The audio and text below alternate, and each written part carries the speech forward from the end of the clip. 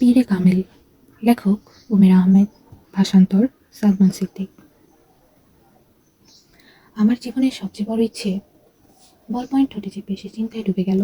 তারপরে একটা দীর্ঘশ্বাস নিয়ে কিছুটা অসহায়ের মতো নিঃশব্দে হাসলো। তারপর বলল, অনেক কঠিন এর উত্তর দেওয়া। কেন কঠিন? জুয়াইরিয়া তাকে জিজ্ঞেস করলো। কারণ আমার অনেকগুলো ইচ্ছে আছে, আর সবগুলো ইচ্ছেই আমার কাছে খুব গুরুত্বপূর্ণ। তারা দুজন অডিটোরিয়ামের শেষ মাথায় দেয়ালে হেলান দিয়ে ঘাসের গালিচায় বসেছিল। আজ ছিল তাদের এফএসএ ক্লাসের অষ্টম দিন, আর সে সময় ফাঁকা পিরিয়ডে বসে তারা গল্প করছিল।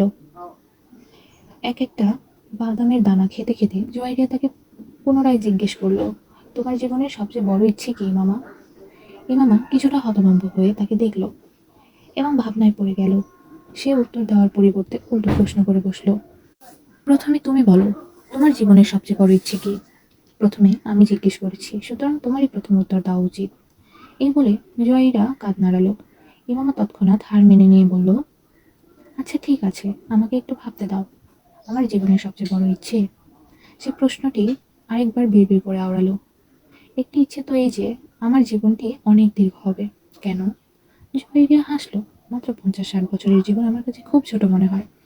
পৃথিবীতে মানুষ তো কমপক্ষে 100 বছর হায়াত পাওয়া উচিত।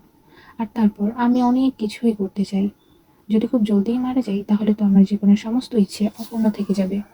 সে বাদামের একটি দানা মুখে দিতে দিতে বলল, আচ্ছা আর কি? জুয়াইরিয়া বলল, আর একটা যে আমি দেশের সবচেয়ে বড় একজন ডাক্তার হতে চাই, সবচেয়ে সেরা চক্ষু বিশেষজ্ঞ।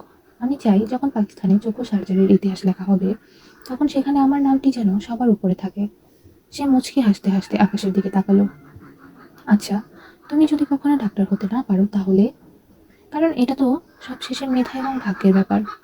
এই অসম্ভব, কারণ আমি এতটা পরিশ্রম করছি যে সর্বাবস্থায় মেধা তালিকায় থাকবই। তাছাড়া আমার বাবা মায়ের কাছে এত টাকা আছে যে আমি যদি এখানে কোনো মেডিকেল কলেজে চান্স নাও পাই তাহলে তারা আমাকে দেশের বাইরে পাঠিয়ে দেবেন। পরও যদি কখনো এমন হয় যে তুমি ডাক্তার হতে পারলে না তাহলে? এ হতেই পারে না, এটা আমার জীবনের সবচেয়ে বড় ইচ্ছে। এটার জন্য আমি সবকিছু ছাড়তে পারি, এটা আমার স্বপ্ন। আর স্বপ্নকে কিভাবে অবহেলা কিংবা ভুলে যাওয়া যেতে পারে? ইম্পসিবল, একদম অসম্ভব। ইমামা কঠোর ও দৃঢ়তার মাথা নাড়তে নাড়তে হাতে রাখা দানা থেকে আরেকটি দানা মুখে পড়ল।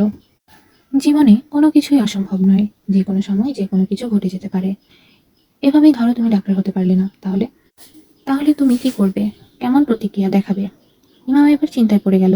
প্রথমে তো আমি অনেক কান্নাকাটি করব, অনেক বেশি, কয়েকদিন পর্যন্ত। তারপর আমি মরে যাব।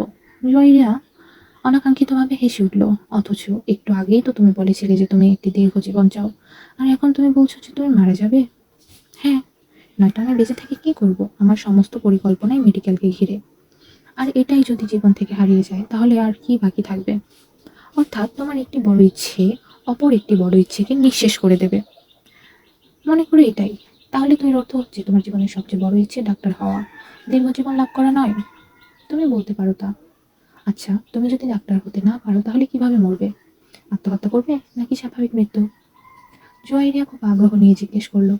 স্বাভাবিক মৃত্যুবরণই করবো, আত্মহত্যা তো করতেই পারবো না, উদাসভাবে বলল ইমামা। কিন্তু যদি তোমার স্বাভাবিক মৃত্যু না হয়, মানে জলদি স্বাভাবিক মৃত্যু না আসে, তাহলে তো তুমি ডাক্তার না হয়েও দীর্ঘ জীবন কাটাবে। না, আমি জানি যদি আমি ডাক্তার হতে না পারি তাহলে খুব জলদি মারা যাব। আমার এত কষ্ট হবে যে আমি তো বেঁচে থাকতেই পারবো না, সে আত্মবিশ্বাসের সাথে বলল। তুমি যে পরিমাণ হাসি খুশি মেয়ে, আমি তো বিশ্বাসই করতে পারি না তুমি কখনো এতটা দুঃখী হতে পারো যে কান্না করতে করতে মারা যাবে। আর এটাও শুধু এই জন্য যে তুমি ডাক্তার হতে পারোনি বলে। হাস্যকর। জয়রিয়া এবার থেকে মজা করার ঢঙে বলল, তুমি এখন আমার কথা ছাড়ো, নিজের সম্পর্কে বলো। তোমার জীবনের সবচেয়ে বড় ইচ্ছে কি? প্রসঙ্গ পাল্টে বলল এই মামা। থাক, বাদ দাও। কেন বাদ দেবো? বলো না, তোমার খারাপ লাগবে। জুয়াইরিয়া দ্বিধাগ্রস্ত হয়ে বলল। ইমামা ঘাড় ফিরিয়ে অবাক হয়ে দেখল তাকে। আমার কেন খারাপ লাগবে? জুয়াইরিয়া নিশ্চুপ হয়ে রইল। এমন কি কথা যে আমার খারাপ লাগবে? ইমামা নিজের প্রশ্ন পুনরুক্তি করল। খারাপ লাগবে, মৃদু স্বরে বলল জুয়াইরিয়া। অবশেষে তোমার জীবনের সবচেয়ে বড় ইচ্ছের সাথে আমার কি সম্পর্ক যে তাতে আমার খারাপ লাগবে? ইমামা এবার কিছুটা বিরক্ত ভাব নিয়ে জিজ্ঞেস করলো, কোথাও তোমার এই ইচ্ছে নয় তো আমি যেন ডাক্তার না হই? ইমামার হঠাৎ মনে পড়ল। জয়রিয়া হেসে দিল। না, জীবনে শুধু একজন ডাক্তার হওয়ার থেকেও অনেক বেশি কিছুর গুরুত্ব রাখে। সে কিছুটা দার্শনিক ভঙ্গিতে বলল, হেয়ালি বাদ দাও আর আমাকে বলো। আমি ওয়াদা করছি যে একটুও মন খারাপ করবো না। ইমামা তার হাত জয়রিয়ার দিকে বাড়াতে বাড়াতে বলল। জয়রিয়া মুচকি হেসে বলল, ওয়াদা করার পরও তুমি আমার কথা শুনে ভীষণ রাগ করবে। তাই এটাই ভালো যে আমরা অন্য কিছু নিয়ে কথা বলি। আচ্ছা, আমি অনুমান করি তোমার ইচ্ছেটা আমার কোনো গুরুত্বপূর্ণ বিষয়ের সাথে সম্পৃক্ত, রাইট? ইমামা কিছুটা ভাবতে ভাবতে বলল। আর জয়রিয়া তার মাথা নাড়ালো। এখন প্রশ্ন হলো, আমার জন্য কোন জিনিসটা এত গুরুত্বপূর্ণ যে আমি।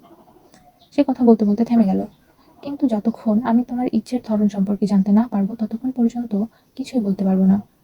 বলে দাও জয়রিয়া, প্লিজ। এখন তো আমার মন অনেক বেশি অনুসন্ধানী হয়ে যাচ্ছে। সে অনুনয় করলো।